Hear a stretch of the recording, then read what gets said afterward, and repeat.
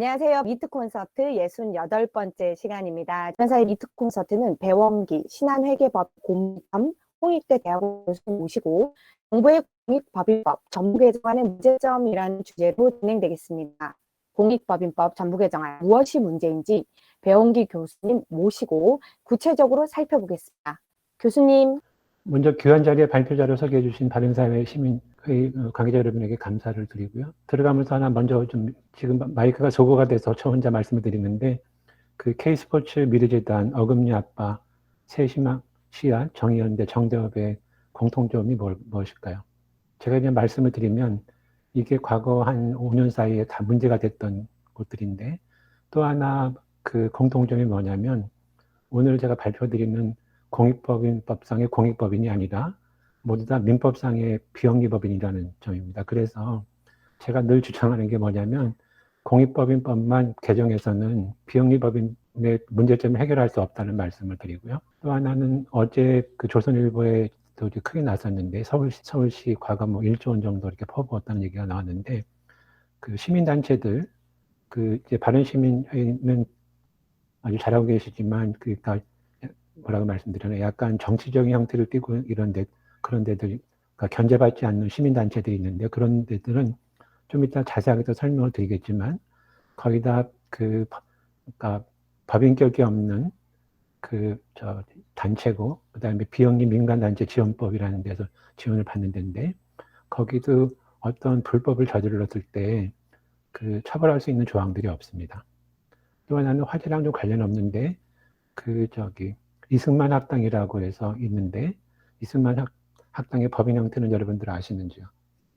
여기가 그 비영리 법인이 아니고 그 이승만 학당 유튜브를 보시면 후원할 때 이승만 학당 주식회사라고 되어 있습니다. 그러니까 이용훈 교수님이 아마 이거 2017년인가 2018년에 만드셨는데 이 비영리 법인 그 만드는 것이 중국관청의 허가를 받아야 되는데 허가 자체가 엄청 까다롭거든요. 그래서 아마 이 교수님은 그 비영리 원래 활동하는 거는 비영리 법인 쪽인데 활동하는 거는 주식회사를 만들어서 그 정부의 규제 없이 그 하시느라고 주식회사 형태로 만드신 것 같습니다. 요거는 조금 잠깐 말씀을 드리면 이게 우리나라의 여러 법령에 의한 그 비영리 단체를 좀 요약을 해놨는데 아주 큰 게 동그라미 1번이 뭐냐면 아주 광의의 비영리 단체고요. 그 다음에 그 2번, 3번을 보시면 둘 다 이제 비영리 법인이라는 말을 쓰는데 2번이 법인세법상의 비영리 법인이고 3번이 민법상의 비영리 법인입니다. 그 다음에 4번이 공익법인이 지금은 작년까지는 공익법인이라는 얘기가 2개가 있었는데 올해는 3개로 바뀌었습니다. 4번이 그 상속세 및 증여세법상 간단하게는 저희 상증세법이라고 그러는데 상증세법상의 비영리법인이고 동그라미 5번이 오늘 그 주제 발표가 되는 공익법인법상의 그 공익법인이 됩니다. 그 7번, 8번은 그 설명을 생략하고요. 그 다음에 아까 시민단체라든지 이런 데들은 그 6번에 비영리 민간단체 지원법이라는 대상이 되는데 이게 DJ 정부 시절에 일본의 법을 좀 벤치마킹해서 들어왔는데 우리나라는 이 비영리 민간단체가 민법상의 사단법인, 재단법인도 있고 법인격이 없는 단체들도 이렇게 포함돼서 이렇게 돼 있습니다. 요거는 주관 부서가 어디냐면 행안부가 되고요. 그 다음에 이 법인격 없는 단체의 설명은 그 오늘 토픽이랑 별로 관계가 없어서 그냥 넘어가겠습니다. 여기도 이제 세법상으로는 법인격이 없는 단체들이 그 법인으로 보는 경우가 있고 그 법인으로 보지 않는 임의단체들이 있습니다. 그 다음에 요거는 참고로 넣었는데 그 일본이 이제 그 150년 전에 그 서구문종을 먼저 받아들이면서 그게 우리나라 중국에 많이 갔는데 특히 우리나라는 그 35년간 통치를 받고 그 다음에도 그 제 개인적인 생각으로는 1997년 그 IMF 금융위기까지 우리나라는 굉장히 일본의 영향을 굉장히 많이 받았던 걸로 생각이 되고요. 그 이후에는 그 우리나라가 미국 영향을 굉장히 많이 받는데 이 비영리법인, 공익법인 관련 법률들을 보면 거의 다 일본 거를 거의 벤치마킹해서 했다는 것을 좀 표시하기 위해서 이렇게 써놨습니다. 그 다음에 이제 오늘 주제 발표 말씀을 드리면 그 공익법인 공익법 개정안이 전부 개정안인데 그 비영리 업계에서는 이거를 지금 공익위원회 만드는 거에 대해서 굉장히 그 반대를 많이 하고 있기 때문에 공익법인법 그렇게 얘기를 안 하고요. 그냥 공익위원회법 이렇게 얘기를 합니다. 그런데 이제 정부 안의 골자는 그 법무부 산하의 시민공익위원회라는 걸 설치를 해서 그 현행 비영리 민법상의 비영리 설립에 관한 종전의 주무관청의 허가권을 그냥 놔두고 그 법무부 산하에 신설되는 시민공익위원회가 공익 여부를 인정하고 뒤에 좀 나오겠지만 약 26,000개의 비영리법인 그 특수법인이 있는데 그 중에서 공익법상의 공익법인하고 일부 사회복지법인 약 3,500개만 시민공익위원회로 넘기겠다 그런 것이고 나머지는 현행과 동일하게 기존 주무관청이 관리한다는 것으로 요약할 수 있습니다. 이 슬라이드는 그 공익법인하고 비영리법인의 관리 감독기관을 표시한 것인데 그 이쪽에 공익법인 쪽을 좀 보시면 그 현재 보시면 주무관청에서 설립허가를 받아야 되고 매년 그 결산 보고 뭐 임원 보고 이런 것들 하는 것들이고요. 그 다음에 그 국세청하고 그 기획재정부에 세무관계 신고를 하는 것이 있고 기부금품 모집할 때는 또 행안부에다가 그 기부금품 모집하는 신고가 있습니다. 그 다음에 이제 일반 그 대중에 의한 감독하는 것이 있는데 법무부 안은 뭐냐면 시민공익위원회라는 걸 하나 더 만들어서 이제 하겠다는 그런 것이고요. 이쪽은 주로 이제 협회라든지 뭐 이런 데들이 할 수 있는데 이런 데들은 주무관청 허가를 받고 그 다음에 국세청이나 기재부에서 그 수익사업할 때만 이제 관련이 되고 주로 회원들이 그 이제 이쪽을 그 잘 운영되고 있나 이렇게 보게 되는데 지금 현재로는 이 왼쪽 그림에서 시민공익위원회가 하나가 더 생기는 그런 그 안으로 보시면 되겠습니다. 그 다음에 지금까지의 경과를 좀 말씀드리면 아까 사회작가 말씀하셨듯이 공익법인 총괄기구 설치는 그 비영리 업계의 20년 이상의 수건 과정에서뿐만 아니라 문재인 대통령의 공약 중에 하나였습니다. 그 2018년에 태스크포스를 설치해서 2018년 3년 전에는 상당한 논의가 있었는데 지금도 비슷하긴 하지만 정부 부처 간의 합의가 제대로 이루어지지 않아서 이번 정부 내에서는 입법이 어렵지 않을까 생각이 들었는데 작년 10월에 법무부가 입법 예고를 하고 지난 7월 말에 정부 개정안을 내놓았습니다. 근데 이번말은 뒤에서 설명드린 것 같이 비영리 업계가 원하는 개혁 방안이 아니라 오히려 개혁이라고 할 수 있고요. 좀 걱정하는 거는 민주당이 이제 다수를 가지고 있고 국민의힘이 이쪽에 별로 관심이 없어서 이번에 통과되지 않을까 그거를 내심적 조사하면서 이걸 어떻게 저지해야 되나 그런 그 걱정들을 많이 하고 있습니다. 이 슬라이드는 그 현재 국회에 계류 중에 있는 관련 법령을 요약한 것인데 작년 4월에 이른바 윤미향 사태 이후에 작년 6월 제21대 각개콘대 하고 나서 이 표에서 표시되고 있는 것 같이 여러 가지 법률 개정안이 국회에 제출되어 있습니다. 그러니까 공익법인법 이외에도 기부금품법, 비영리민간단체법에 개정되어 있고 사실 이거는 20회 때 국회에도 그 최순실 사태가 이후에 여야 모두 공익법인법 개정안을 제출했었는데 회기 종료로 폐기되고 이제 21대 국회가 들어오면서 다시 들어왔었고요. 이 중에서 정부안 이외에 작년 6월 달에 민주당 원내대표로 있는 윤호중 의원이 그 다른 개정안에 비해서 그 전면 개정안으로 제출되어 있고 문제점들이 좀 있긴 있지만 그 정부안보다도 더 합리적인 부분도 있습니다. 요거는 그 앞에서 말씀드렸던 국회 계류 중인 것 중에서 특별히 이제 공익법인법 관련해서만 그 이렇게 캡처를 해서 보여주고 있습니다. 또 하나는 이제 관계는 없는 건데 그 시민단체하고 행안부가 추진하고 있는 시민사회 활성화와 공익활동 증진을 위한 기본법률이라는 것이 있습니다. 이것이 이제 올해 1월달, 2월달, 8월달에 이제 올라갔는데 그게 이래 주로 보면은 그 진보 쪽 시민단체들 중심으로 이제 만든 것들이고요. 이걸 좀 보면 이거는 행안부에서 주도적으로 하고 있는데 각 부처별로 서로 다른 법을 만들고자 경쟁하고 있는 것 좀 보이고 비영리 부문에 관해서는 청와대나 국무총리실 등에서 그 조정 역할이 거의 없지 않나 이렇게 생각이 들기도 합니다. 약간 중도될지 모르겠는데 정부 개정에 따라서 그 공익법인의 설립 및 허가에 관한 것을 요약했는데 앞에서 말씀드렸지만 현행 민법 32조에 따라서 각 주무관청이 허가를 받아서 비영리 설립하는 제도를 그냥 놔두고 공익법인 인정을 받으려면 공익법에 따라서 그 시민 공인의 인정을 받아야 된다는 것이고, 그 신설 공익법인 허가는 종전과 같이 주무관청에서 받고, 그 뒤 공익법인의 인정 관리만 시민 공인으로 한다는 것으로서 약간 옥상옥이라고 할 수 있습니다. 그리고 그게 개선이 아니라 계약이라는 그 비판들을 많이 합니다. 그 인정이라는 단어가 나왔는데 이것도 일본에도 베껴왔어요. 참고로 넘겨왔는데 작년 그 법무부의 입법 예고에 보면은 인정이라는 말이 강학상의 인가하고 유사하다고 얘기를 하면서 허가보다 완화된 심사 기준이라고 하는데, 이게 일본에서 2008년도에 예전에는 일본도 허가라는 말을 썼는데 공익법인 인정이라는 말을 사용하고 그걸 그대로 우리도 벤칭한 것 같습니다.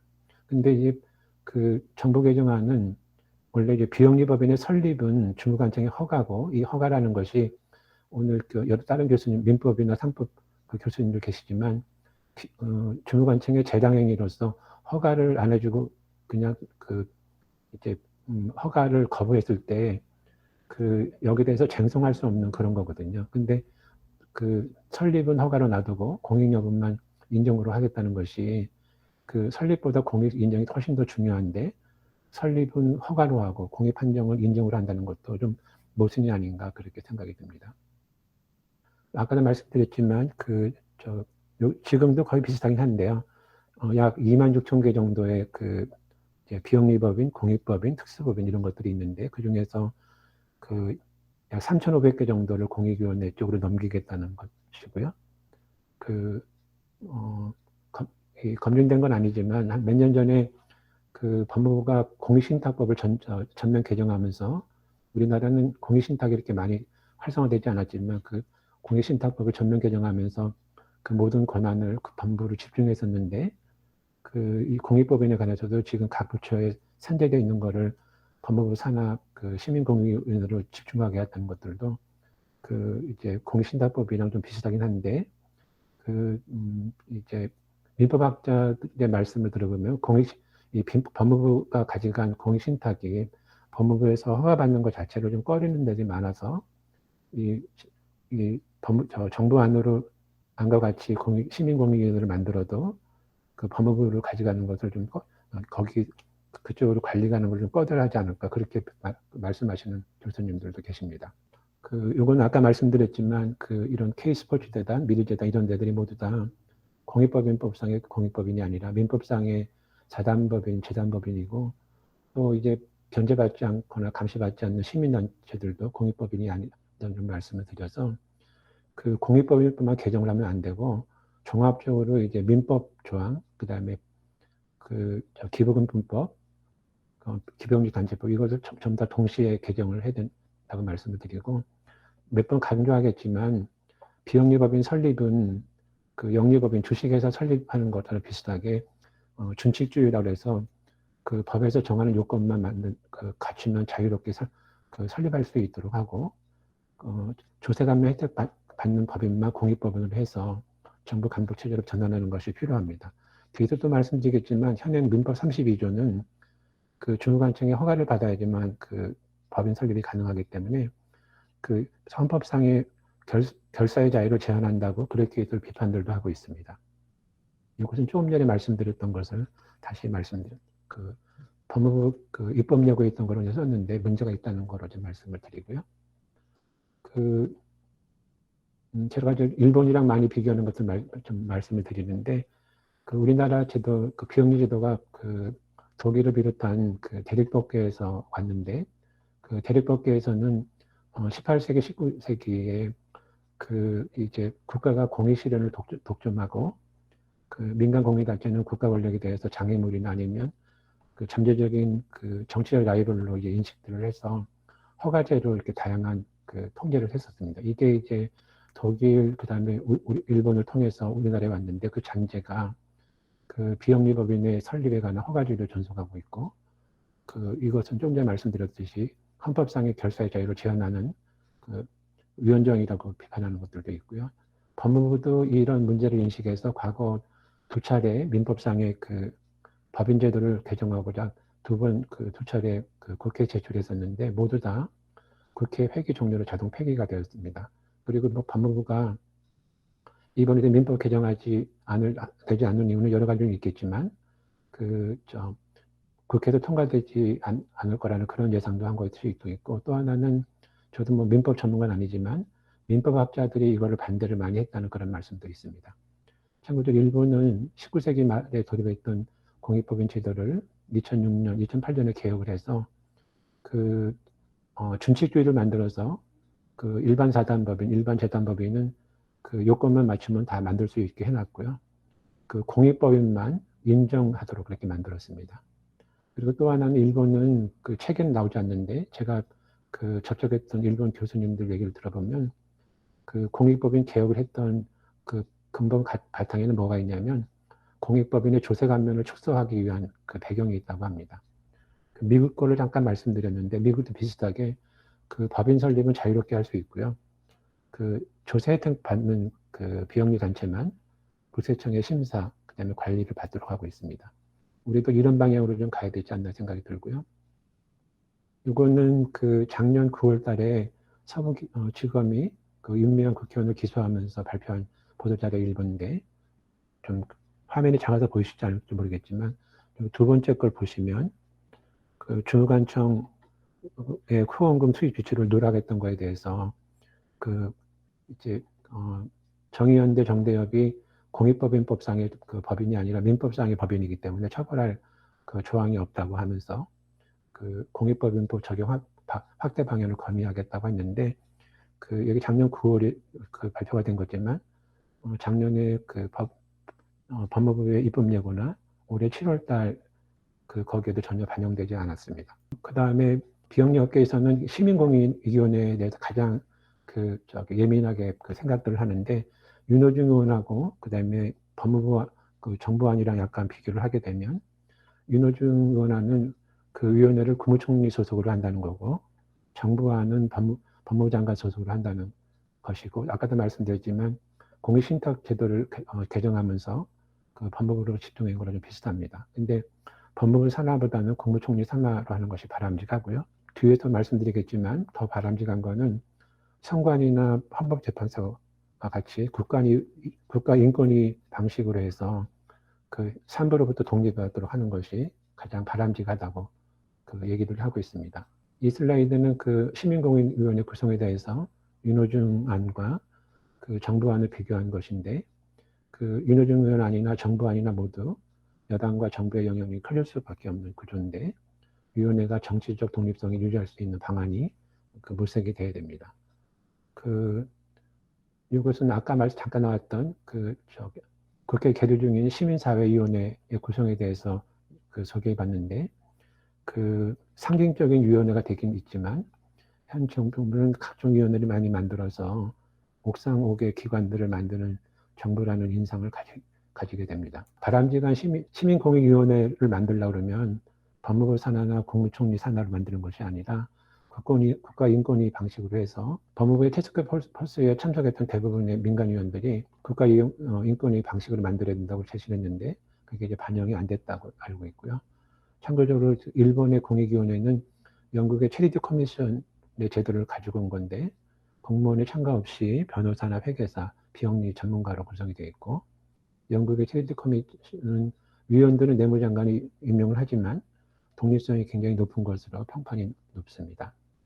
지금까지가 이제 공익위원회 설립에 관한 것이고, 그 이외에 비영리 업계에서 굉장히 애로사항이나 개선해야 되는 것이 좀 많이 있는데, 여기 써 있는 것들은 뭐냐면 정부안은 시민공익위원회를 만드는 것에만 집중을 해놨고, 현행 법령상의 다른 문제들은 거의 손을 대지 않았는데, 여기서는 이제 주로 회계에 관한 것들을 좀 많이 말씀드렸는데, 회계가 이것도 예전에 일본에서 베껴왔던 걸 그냥 놔두고 있는데, 그런 것들을 좀 많이 개정들을 해야 되고요.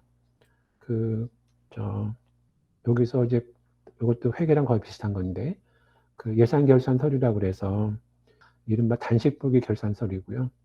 오래전에 일본 법령상의 서류를 그냥 답습하고 있는데, 비영리 실무자들이 가장 어려워하는 것들이 뭐냐면 주무관청에서 요구하는 결산 서류하고 그 다음에 세법상에서 요구하는 서류들이 서로 달라서 법령에 따라서 2중 또는 3중으로 각각 작성해야 된다는 그거를 해소해 달라고 그러는데, 주무관청들이 협의해서 하나의 그 보고서를 모든 행정부처에서 자기 그 목적에 따라서 쓸 수 있도록 그렇게 좀 개선을 해야 된다고 말씀드리고, 이것이 몇 년 전에 호주에 있는 분들, 호주의 국세청, 호주의 그 체리티 커미티에 있는 분들이 와서 얘기를 했는데, 아주 간단한 건데 왜 이렇게 못하냐, 이런 그 지적들도 받은 적이 있어요. 이게 이제 공익법인법을 만들면서 이것들도 이렇게 좀 개선을 해야 된다는 말씀을 드리고요.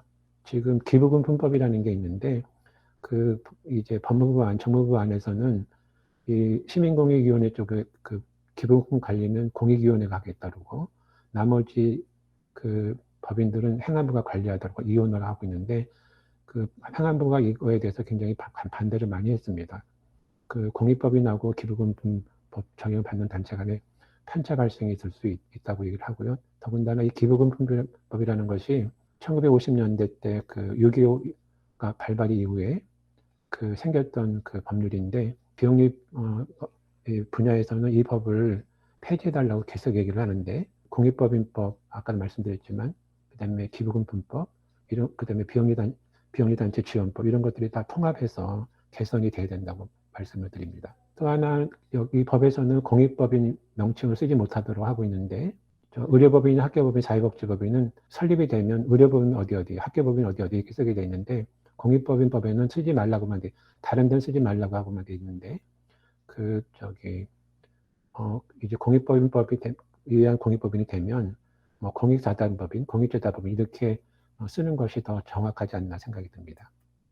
그 다음에 또 하나 말씀드릴 건, 이것도 약간 회계랑 관련된 건데, 제가 비영리 쪽에 지배구조 쪽에 굉장히 관심이 많은데, 미국 책이나 미국의 관행들을 보면은 이사나 감사 중에서 파이낸셜 리터러시를 가진 사람이 적어도 한 명 이상이 이사나 감사로 들어가서 이사회에서 이제 회계에 관한 것을 설명하도록 이렇게 하고 있는데, 일본을 보면 더 자세하게 나와 있어서 공익법인 요건 중에 하나로서 필요적 회계적 기술적 능력을 가질 거라고 하면서 뭐 회계 감사를 받거나, 아니면 회계사나 세무사를 감사를 하거나, 아니면 아주 소규모 단체들은 5년 이상 회계 사무를 했던 분이 감사를 하도록, 이런 것들이 있는데, 우리나라도 이런 것들을 넣어서 지금 주로 문제되는 것들이 회계에 불합리하는 것들이 좀 많이 지적되는데, 그런 것들을 좀 개선할 수 있는 그런 제도를 도입해야 되지 않을까 생각이 듭니다. 또 하나는 이게 마지막일 수도 있는데요. 기본재산제도라는 것이 있는데, 기본재산제도, 이것도 이제 일본에서 가져왔거든요.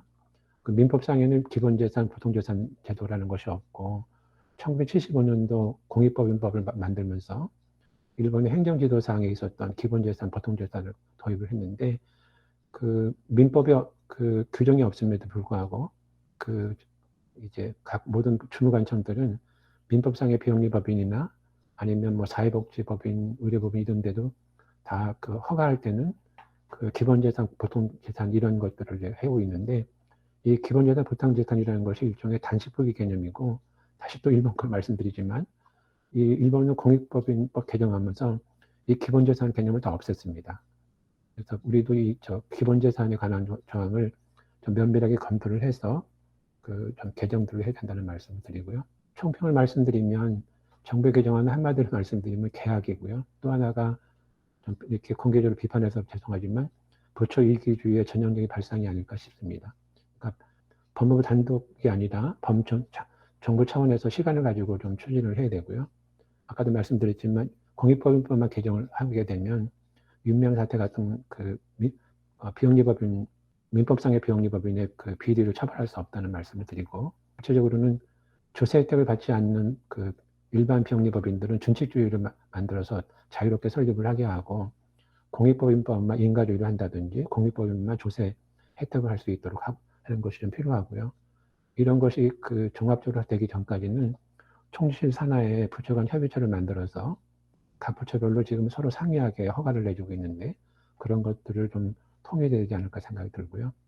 미국 제도를 보면은, 미국은 우리나라 같이 주무관청에서 관리하는 건 거의 없고 그냥 국세청에서만 관리하게 돼 있는데, 미국은 설립은 자유롭게 하고 텍스 이점수만 받는 것만 국세청에서 관리하면서 공개하도록 하고 있는데, 이런 점들 좀 벤치마킹 할 필요가 있지 않나 생각이 듭니다. 여기까지가 제가 발표하는 그 내용이 되겠습니다.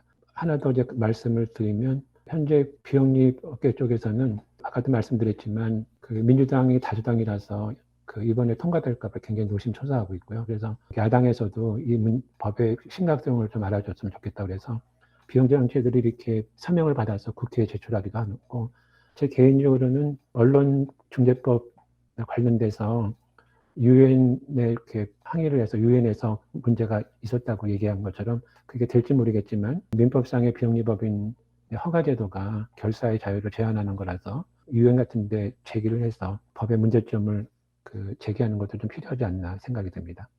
이상 제 발표는 마치겠습니다. 말씀 잘 들었습니다. 국무총리 산하에 시민사회위원회가 있어요. 그리고 제가 지금도 있긴 있죠. 네. 예, 그래서 제가 바른사회 쪽에서 그전에는 대표님들이 하셨는데 네. 이번에는 사무총장이 하라고 자꾸 해서 제가 이제 들어갔어요. 근데 처음에 공익법인 관련돼서 이 법은 처음에는 얘기가 없었어요. 없었고 주로 이제 입법 논의가 뭐냐면 시민단체들이 현재는 뭐 기부금법, 그다음에 이제 공익법인 설립, 운영 및 뭐 운영하는 법률, 이런 법률들 상으로 보면 시민단체들이 기부를 받을 수 있는 법적 근거가 없어요. 그래서 그거를 이제 특히 공익법인 설립 운영하는 법률은 공익법인의 경우에는 지금 예를 들어 뭐 아까 말씀드린 것처럼 종교단체라든가 재단법인이라든가 아니면 장애단체라든가 이런 뭐 정당단체라든가 이런 단체들만 돼 있고, 그래서 공익법인의 개념에 학술단체뿐만 아니고 시민단체도 포함될 수 있도록 하는 개정안이 처음에는 올라갔었고 거기에 대해서는 많은 부분들이 공감을 했었어요. 근데 갑자기 작년 말부터인가 지금 말씀하신 법안이 올라왔고요. 상정이 됐고 계속 논의가 있었는데 지금은 아마 거기 이제 시민사회위원회 참여하시는 분들이 대부분 다 지금 현 정부와 코드가 맞는 것 같아요. 그래서 그분들이 다 입법안을 만들고 하는데 지금 뭐 저희 바른사회는 반대 입장을 했고 반대 입장을 낸 위원이 한 두 분 정도, 저까지 한 두 분 정도 되는 것 같아요. 그래서 현재는 지금 우리 우파 성향의 시민단체 위원들의 동의를 받으려고 했는데 동의를 안 받고 지금 막 지금 배 교수님 말씀 들으니까 동의 안 받고 그냥 막 지금 추진하고 있는 모양인 것 같습니다. 이 법의 가장 큰 문제는 뭐냐면 시민공익위원회를 두게 돼 있어요. 그리고 시민공익위원회 법률이 뭐 아시겠지만 법률이 제정이 되면 그걸 기반으로 해서 예산을 편성할 수 있지 않습니까? 네. 그 예산 편성을 할 수 있고, 그리고 시민공익위원회가 인정한 단체들한테는 예산을 지원할 수가 있는 거죠. 그 지원해주면 당연히 이제 관리 감독을 하게 되고, 그래서 시민단체는 실은 정부에 대한 견제 역할을, 권력에 대한 견제 역할을 해줘야 되는데 이제는 어용단체로 전락할 위험성이 높고요. 그리고 아무래도 아까 지금 배 교수님 말씀하신 대로 인정할 때 코드가 맞지 않는 시민단체 인정 안 해주겠죠. 그래서 코드에 맞는 단체들한테 예산 지원해줘서 결국 이제 어용단체를 만들겠다는 것으로 이해가 됩니다. 그래서 지금 배 교수님이 말씀하신 부분들에 대해서 공감하고요. 그 다음에 이제 시민공익위원회 만들어 시민단체 지원법을 만드는 취지가 뭐냐에 대해서는 예전에 지금도 있습니다만 독일에 가보면 민주시민 교육 그 센터들이 있어요. 각 지자체별로 있고, 그리고 그것을 모델로 했는데 독일의 민주시민교육센터들은 지금은 그냥 그 도덕교육의 장으로 변했어요. 뭐 거기서 특별하게 정책 목적의 어떤 행위를 하지는 않고 있습니다. 그런데 이제 이 시민공익위원회, 시민공익 발전법, 지원법 이것이 만들어지면 아무래도 이제 정부가 국민 예산으로 코드에 맞는 시민단체들을 지원해서 어용단체를 만들려는 거. 그래서 시민단체가 이제는 독립성, 권력에 대한 견제장치, 이 역할과는 이제 정반대로 할 거라는 느낌이 들고요. 아까 배 교수님께서 말씀하시기를 몇천 개 말씀하셨는데 내벌 충분히 가능할 거라고 생각이 듭니다. 예, 저는 이 정도로 말씀드리고 배 교수님 말씀에 전적으로 공감하고 배 교수님이 우려하시는 부분도 저도 공감합니다. 예, 감사합니다. 거기서 하나 보충적으로 말씀드리면요. 시민단체들이 거의 다 법인격이 없는 비영리 민간단체들이거든요.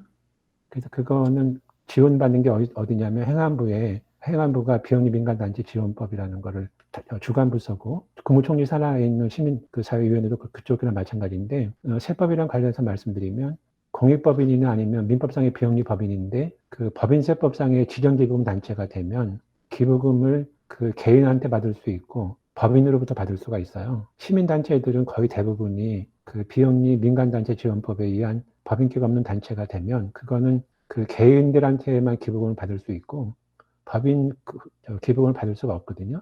그걸 받고 싶어 하는데 그거는 공익법인법하고는 조금 개념이 좀 다른 개념이라고 볼 수 있습니다. 네, 감사합니다. 국무총리 산하에 있는 시민사회발전위원회에 계신 또 전사면 총장님께서 이제 또 추가로 또 관련해서 말씀을 해주셔가지고 배영기 교수님 발표와 더불어서 굉장히 많은 것을 배우게 됐습니다. 너무 감사드리고요. 우리 사회가 민주화되는 과정에서 시민사회가 엄청나게 양적으로 많이 증대를 해왔습니다. 그리고 정권을 감시해야 될 시민사회가 정권의 비호 아래서 또 엄청난 성장을 했습니다. 그래서 지금 우리 사회에서 시민사회 단체, 시민사회가 영향력을 끼치지 않는 곳이 없을 정도로 굉장히 큰 영향을 끼치고 있는데 그래서 이 공익법인법이 개정이 갖는 의미가 더욱더 클 것 같습니다. 오늘 교수님께서 개정안 가야 할 길을 구체적으로 좀 제시를 하는 쪽으로 발제를 해주셨습니다. 그래서 관련해가지고 많은 좀 말씀 주실 것 같습니다. 그래서 네네, 잠시만요. 혹시 또 선생님께서 또 다양한 의견이 있으실 것 같습니다. 그래서 혹시 질문도 좋고요. 또 다른 의견도 좋습니다. 신동준 선생님께서 먼저 발언권 말씀하셨는지 그 말씀 주시면 되겠습니다. 예, 감사합니다. 초기에 해야 조금 질문이 쉬울 것 같아서 빨리 마이크를 잡았습니다. 지금 현대사의 NPO, Non-Profit Organization, 또 NGO, Non-Governmental Organization, 이게 이제 세계적으로도 광범하게 돼서 민주주의를 유지하고 발전시키는데 굉장히 중요한 역할을 하고, 피터 드러커 같은 그 경영 철학자도 이 비영리 법인의 그 운영에 대해서 많은 그 책도 쓰고 뭐 그렇게 했어요. 근데 예, 그래서 우리 사회가 이제 이거를 잘 육성을 하고 해야 되는데 우려할 만한 현상이 있는데 오늘 배 교수님 발제에 대해서 거의 다 공감을 하고요. 제가 뭐 전문적인 식견이 부족하기 때문에 거기서 어떤 얘기를 할 수는 없고 저는 한 몇 가지 점에 대해서 말씀드리고 싶은데 첫째로 이게 배 교수님 말씀처럼 이 공익위원회 이런 것들이 그 별도의 독립부서가 돼야 된다고 생각합니다. 우리가 뭐 부처 할거주의가 돼서 지금 주무관청, 법무부, 국세청, 기획재정부, 행안부 여러 부처가 몸만 있으면은 자기 밥숟가락 얹겠다고 전부 하는 것 때문에 문제 해결이 안 되는 거죠. 그리고 특히 이제 문제는 그 시민공익위원회를 설치를 하는데 우리나라가 위원회만 하면 전부 정치가 끼어들어가지고 대통령이 임명한다. 국회가 뭐 야당 몫은 몇 명이다. 여당 몫은 얼마다. 이렇게 돼서 전부 정치화되는 거예요. 그래서 이거 시민공익위원회는 그야말로 회계사, 변호사, 양식을 가지고 명망 있는 그 민간의 그 인사들로서 전적으로 구성이 돼야 된다고 저는 생각을 하고요. 그 다음에 이제 사실은 뭐 공익법인은 굉장히 큰 단체가 될 텐데 제가 지금 또 말씀드리고 싶은 거는 저도 학회를 운영하고 있으면서 이게 대개 하는 사람들이 세무나 이런 것들에 굉장히 그 문외한입니다. 그래서 저는 정부가 차라리 국선 변호사 있죠? 재판할 때 돈 없는 사람들 도와주지 조그만 그 비영리 법인들은 국선 회계사 같은 거를 이 순회 방문해서 지도도 하고 하면서 적극적으로 중요성과 비리에 대해서 회계제도에 대해서 잘 가르쳐주는 그런 것이 이제 중요하다고 보고요. 세 번째는 지금 박원순 시장 밑에서 뭐 좌파 단체들이 뭐 무려 1조를 갖다 지원을 받았다고 하는데 이게 다 국민 세금 아닙니까? 이거를 어떻게 통제도 안 하고 멋대로 쓰고 하고 전부 우파 단체들은 뭐 전부 끊기고 심지어 탈북 단체들 전부 지원 끊기고 있는데 이게 참 어이가 없는 일입니다. 이런 그 시민단체 막 국민 세금이 나가는 걸 어떻게 컨트롤할 수 있는지 한번 고견이 있으면 말씀해 주시기 바랍니다. 감사합니다. 네, 감사합니다. 비영리 단체의 문제점에 대한 해결 방안에 대한 생각과 시민공익위원회 구성이라던가 위원회 문제에 대해서 말씀 주셨고요. 또 관련해서 배영기 교수님께 또 질문 한 가지 주신 것 같습니다. 그래서 두 가지 질문 그러면 배영기 선생님 혹시 답이 가능하실까요? 네, 양진섭 선생님 잠시만 좀 기다려주세요. 배 교수님 그러면 두 가지 제가 먼저 질문. 말씀드릴까요? 네, 말씀 주세요. 우선 여기 채팅방에 올려주신 박전 선생님이 말씀하신 거 자기가 기업은 비영리 법인으로 분류될 수 있나요? 네. 그러니까 비영리 법인이 아까 말씀드렸지만 민법상의 비영리 법인이 있고 그다음에 법인세법상의 비영리 법인이 있는데 이 사회적 기업이라는 것이 설립이 그러니까 민법상의 비영리법인으로 설립된 것들도 있고 또 주식회사를 만들어서 주식회사가 사회적 기업이 되는 경우도 있어요. 근데 지금 질문하시는 걸 보면은 아마 세법상의 얘기를 하는 것 같은데 사회적 기업이 되면 세법상의 그 혜택을 받을 수 있는 것도 있습니다. 그러니까 사회적 기업이 우선 설립 근거가 어떤 법률인지 좀 봐야 되고요. 그 다음에 그 지정기금 단체로 그 지정됐는지 그 두 가지를 봐야 됩니다. 신 박사님 말씀하신 건 다 이제 그 어르신 말씀이고 하나 말씀드리면 사실 오늘 제가 거기 여기는 놓진 않았는데 우리나라의 비영리법인이 한 3만 개 정도 있는데요. 거기서 그 한 90% 이상이 규모가 뭐 3억 아니면 5억 이상 굉장히 적은 단체들이 많거든요. 그래서 그 상근 직원이 한 명밖에 없고 뭐 이런 경우들이 있는데 정부에서도 은퇴자들 아니면 그러니까 경력 단절된 여성들을 활용을 해서 비영리법인들을 도와주는 바우처 제도를 만들자는 얘기를 국무총리 산하 그 시민위원회에서 얘기를 했었는데 실행된 건 없고요. 이게 약간 진보 좌파를 좀 비판하는 쪽에 말씀드린 거지만 한 7, 8년 전에 국무총리실에서 일단 회계 프로그램을 정부가 만들어서 그 보급을 하겠다고 이랬는데 시민단체들이 반대했대요. 반대하는 이유가 뭐냐면 그거 이제 정부가 간섭한다고 하는 생각들 했던 것 같은데 중요한 거는 저는 정부가 나서서 이렇게 지원해주는 회계 프로그램을 만드는 것도 좋지만 그거를 민간 쪽에서 이렇게 만들어서 보급을 했으면 좋을 것 같고 국선본인 같이 이제 정부 비용으로 도입하는 그런 것도 있지만 이렇게 어떤 큰 기업이나 이런 데서 비영리의 회계 투명성 이런 거를 지원하는 기금이나 이런 걸 내서 거기서 이렇게 바우처 제도를 운영하는 것이 어떨까 생각이 듭니다. 조동호 박사님 말씀하셨던 것은 유명 정의연대 말씀을 드리면 저는 이렇게 생각합니다. 우리나라가 거의 모든 것이 다 관이 들어가지 않으면 정부가 들어가지 않으면 그 통제가 안 되는 식으로 돼 있는데 미국 거를 잠깐 보면은 미국의 그 토크빌이라는 그 프랑스 학자가 미국 갔다 와서 얘기를 하면서 그 유럽하고 미국이 다른 이유가 뭐냐면 미국은 원래 이민 간 사람들이 자치적으로 여러 가지를 만들었던 거라서 미국은 비영리 단체 NPO가 한 300만 개 정도 되거든요. 그리고 이제 민간끼리 굉장히 많이 서로 견제와 감시를 하는데 가장 중요한 법전에 리더의 양심이 가장 중요한 것 같아요. 그래서 뭐 영리법인이나 비영리법인이나 마찬가지지만 그 리더가 어느 정도 양식이 있고 그 다음에 양심을 따라서 하는 건가 그거를 이제 우선 기부자들이 좀 봐야 될 것 같고요. 그 다음에 누구나 실수를 할 수 있기 때문에 그 실수를 방지할 수 있는 내부 통제 제도 같은 거 만드는 것 그런 것이 좀 중요하지 않을까 생각이 듭니다. 네, 채팅창으로 조동근 교수님께서 이제 또 한 의견을 주셨습니다. 그래서 기본법이나 발전법으로 명명하고 실제로는 시민사회 통제하려는 목적이 아닌지에 대해서 의견을 주셨습니다. 이것도 저 개인적인 걸 말씀을 드리면요. 이제 비영리 단체가 이제 재원을 형성하는 거가 우선 크게 두 가지로 나눠서 말씀드리면 A 타입, B 타입으로 나눠지는데 A 타입부터 이제 말씀드리면 A 타입이 기업형 그래서 학교나 병원 같은 경우는 수혜자들로부터 이렇게 좀 대가를 받거든요. 물론 그게 이제 적어서 후원금, 기부금 같은 것들을 받아서 운영을 하는데 B 타입이라고 하는 것이 순수하게 수혜자하고 그 다음에 후원금을 지원하는 쪽이 전혀 다른 쪽인데 이제 가장 바람직한 거는 저는 정부 지원 받지 않고요. 회비를 받던가 아니면 후원금으로 운영할 수 있는 단체가 되는 거 그게 가장 바람직하다고 생각이 듭니다. 그래서 다시 말씀드리면 NPO들이 아마 우리 바른사회 시민회도 마찬가지겠지만 회비나 기부금으로 운영하는 단체가 가장 바람직하고요.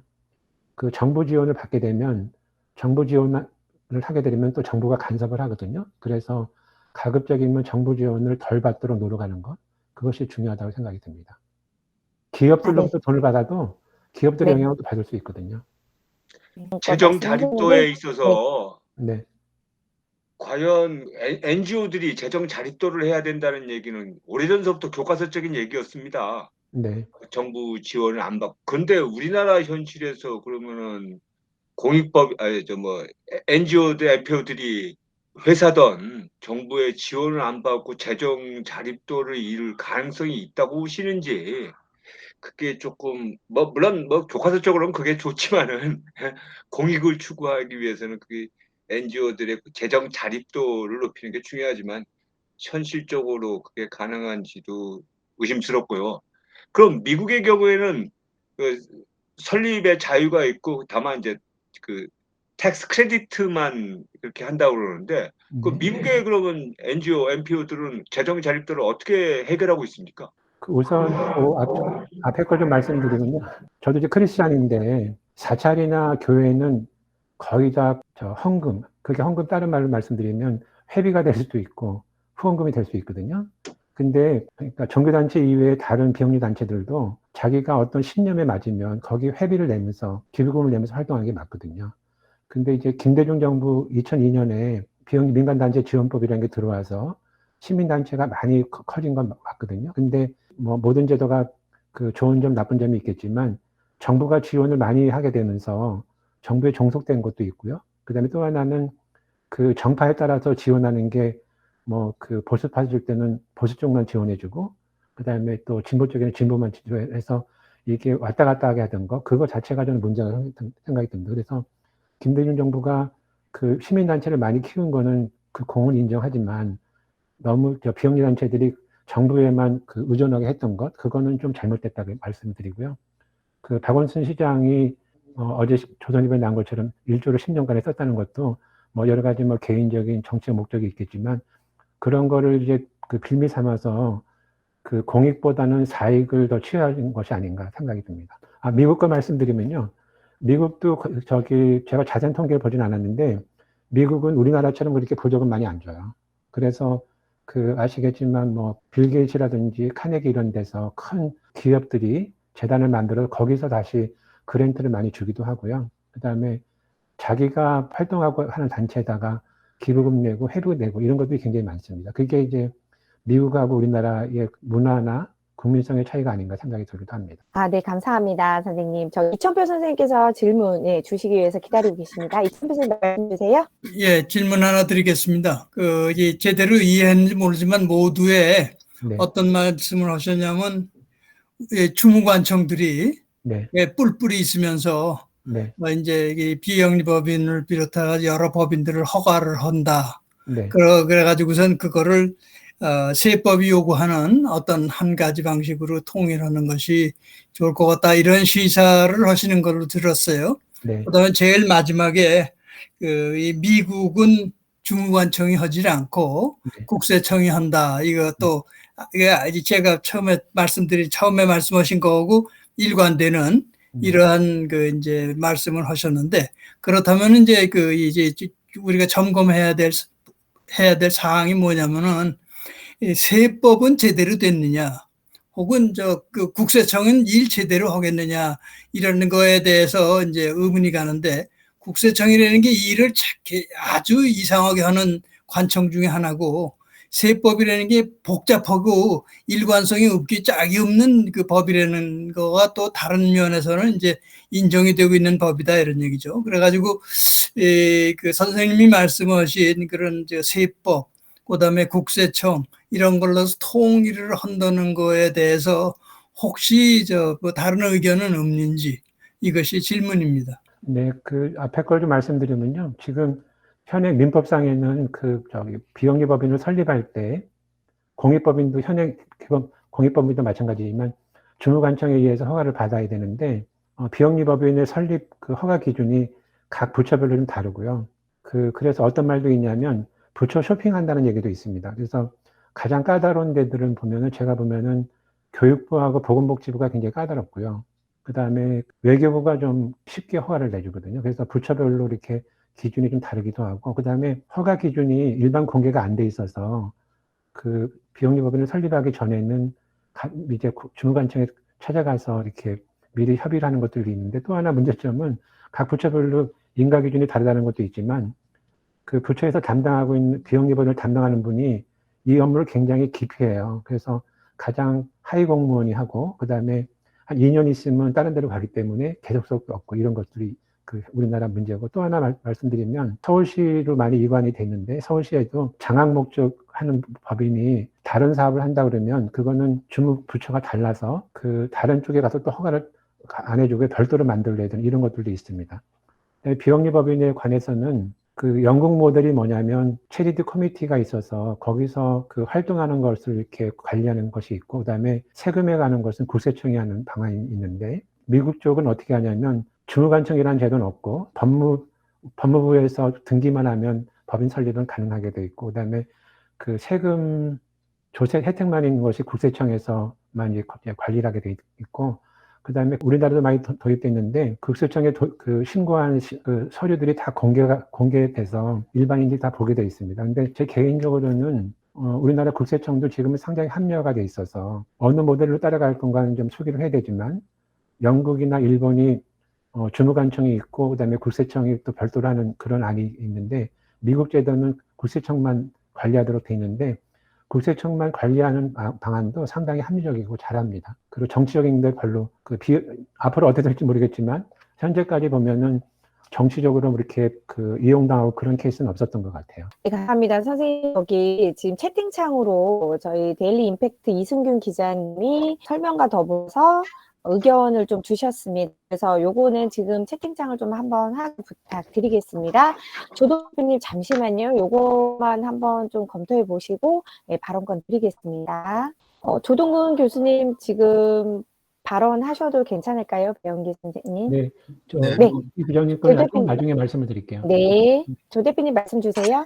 저는 이제 뭐 기본적으로 베이스가 경제학이니까 이제 그런 식의 어떤 이제 사고 논리가 좀 몸에 배는데요. 그 시민단체를 지원하는 거는 민간이 하는 게 그게 맞지 않습니까? 그게 그렇습니다. 사실 민간이 민간을 좀 도와주고 그렇게 하는 건데, 네. 국가가 도와주면 예산을 편성하고 그다음에 사실 예산 편성해서 집행할 때는 암묵적으로 파이트 리스트, 블랙 리스트가 만들어질 수밖에 없는 구조라고요 지금. 네. 이제 그러다 보니까 이번에 뭐 그냥 약간 험한 표현을 써가지고 무슨 뭐 현금 출납기는 마찬가지였다, 박원순한테 시민단체가, 이렇게 되는 거거든요. 근데 지금 여기 그 시민공익위원회라는 거는 정부가 보조금을 더 늘리고 그걸 가지고 당근을 통해서 시민사회를 통제하겠다는 쪽으로 가는 것처럼 그대로 보이거든요. 그 다음에 민간의 수업이 잘 안 되냐? 민간에 도네이트 하면은 혜택이 있어야 되는데, 그것도 사실은 뭐 선비만 충분히 인정해 주면은, 이게 쉽게 말하면 이제 기부한 거를 그대로 비용을 인정해 주면은 그만큼 이제 뭐 한개 세율을 해당되는 그런 혜택이 있는데, 그걸 전부 다 그냥 세액공제로 바꿨잖아요, 지금요. 그러다 보니까 민간에서는 이렇게 기부하더라도 별로 혜택이 없는 거고, 옛날에 비해서 말이죠. 근데 정부는 그거를 예산으로 집행해서 암묵적으로 파이트 리스트, 블랙 리스트를 만들어서 하고, 이렇게 되면 이게 지금 뭐 발전이라든지 공익이라는 얘기를 쓰는 게 너무 가증스럽지 않나 그런 얘기죠. 사실은 그냥 뭐 양의 탈을 쓰는 어떤 늑대가 그냥 뭐 휘젓고 다니는 그런 한국 사회를 다시 한번 보여주는 한 맥락이 된다고 생각이 들어서 지금 말씀드린 겁니다. 네. 네, 말씀 주시면 되겠습니다. 네. 조 선생님 말씀에 동의합니다. 네. 네, 선생님, 저희가 이제 9시 58분 가키고 있습니다. 오늘 배영기 교수님 모시고 저희가 공익법인법의 전면 개정안에 대해서 계속 얘기를 나누고 있었는데요. 저희가 시간 관계상 오늘은 여기서 이제 또 마무리를 해야 될 것 같습니다. 그래서 배영기 교수님 혹시 마무리 멘트 혹시 있으실까요? 특별한 건 우선 이승균 교수님 그 말씀을 잠깐 네, 말씀드리면, 네, 공익 목적은 지금도 꼭 이렇게 학술 장학 이렇게만 하는 건 아니고요. 뭐 환경이나 이런 것들도 다 할 수 있다고 보여집니다. 이거는 원래 공익이라는 거를 정하기가 굉장히 어렵다고 얘기하기 때문에 다양한 스펙트럼으로 할 수 있고요. 마지막 말씀을 드리면, 오늘 발췌할 수 있는 기회를 줘서 감사하다는 말씀을 드리고, 현재 나와 있는 시민공익위원회 법무부 산하에서 만든다는 것은 옥상옥이라고 말씀을 드릴 수 있고요. 또 하나가 정부 공무원들이 자기네가 새로운 국장 자리 같은 걸 더 만드는 이런 것들도 있다고 해서 가급적이면 좀 모든 사람들의 중지를 모아서 아까 말씀드렸던 공익법인법뿐만 아니라 민법상의 비영리법인에 관한 조항, 그다음에 비영리 민간단체 지원법, 기부금품법, 그다음에 세법, 이런 거는 종합적으로 만들어서 종합적인 대책을 만들어야 되지 않나 생각이 들고, 지금 여기 나와 있는 것들이 뭐냐면 문제가 있을 때 하나만 이렇게 딱 골라서 하나 고치는 그런 식이 되고, 또 하나 이렇게 약간 비판적으로 말씀드리면, 그런 걸 핑계로 해서 정부의 새로운 자기네 자리만 하나 더 만드는 그런 식이 아닌가 생각이 들어서 좀 아쉬운 점이 있습니다. 이상 제 네. 말씀. 네, 감사합니다, 선생님. 저희 오늘 공법에 대해서 좀 구체적으로 알아보는 시간 가졌습니다. 오늘 발제를 맡아주신 배용기 선생님 너무너무 감사드리고요. 나머지 토론을 또 해주신 선생님께도 너무 감사의 말씀을 드리겠습니다.